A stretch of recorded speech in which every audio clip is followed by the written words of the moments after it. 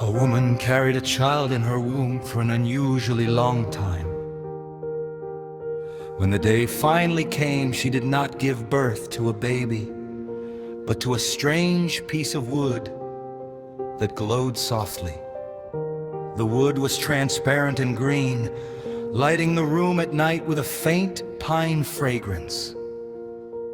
Terrified, the woman cried that it was a monster. Her husband, Zhao Deshan, grabbed a chisel from the wall and prepared to split the wood apart. But the woman, Kuyua, rushed to stop him. No matter how strange it looked, she insisted that it was still their child. As the couple argued, the glowing wood suddenly cracked open. Inside lay a chubby baby boy with wide eyes staring at them. Zhao Deshan's hand trembled, and the chisel slipped from his fingers. Without another word, he turned and walked outside. The boy was named Musheng. He was unlike other children. His skin felt cool like jade, yet holding him gave a strange sense of comfort. Kuyua loved him deeply, but Zhao Deshan never felt at ease around, and to him Musheng seemed unnatural. Instead of letting the boy sleep inside the house, Zhao Deshan made him rest on grass in the woodshed. At meals, Musheng sat on a small stool beside the stove rather than at the table. One day, Musheng followed the village children into the mountains to play.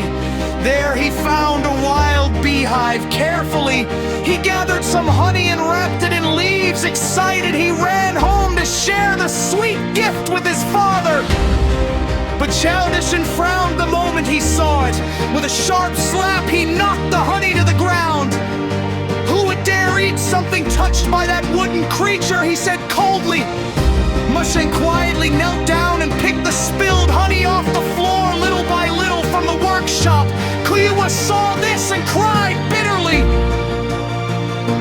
As time passed, Zhao Deshan's fear only grew one silent night. He placed the sleeping boy inside a sack and carried him into the mountains. From inside the sack, Musheng's sleepy voice asked where they were going. Zhao Deshan clenched his teeth and said nothing as he walked faster along the steep path.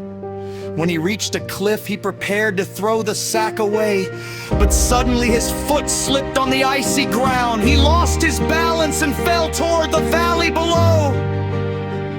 At that moment, green vines burst out from the sack and wrapped around an old pine tree at the cliff's edge.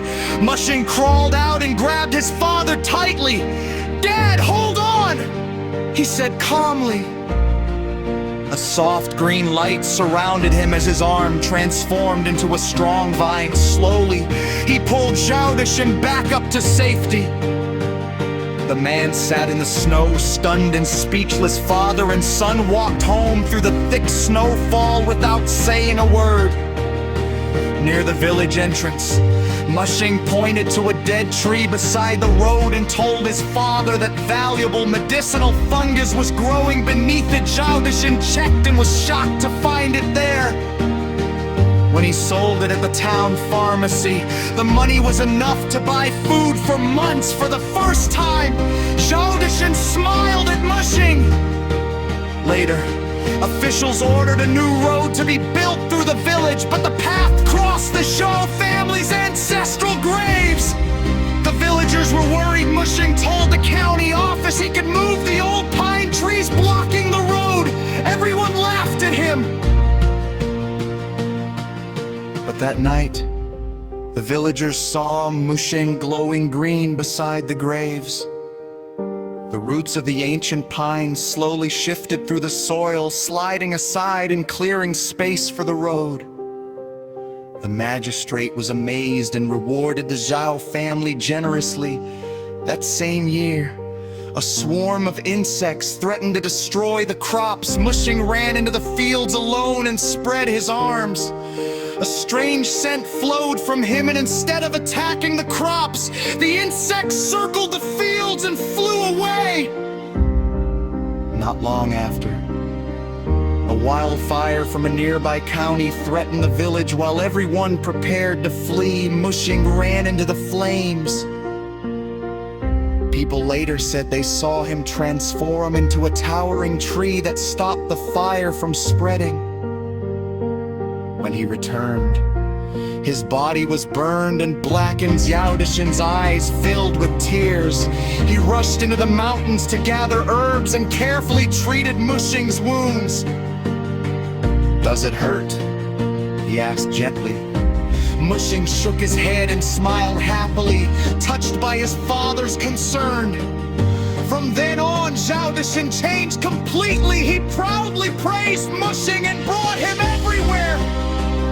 Mushing often helped villagers find herbs and cure illnesses, saving many lives during times of sickness.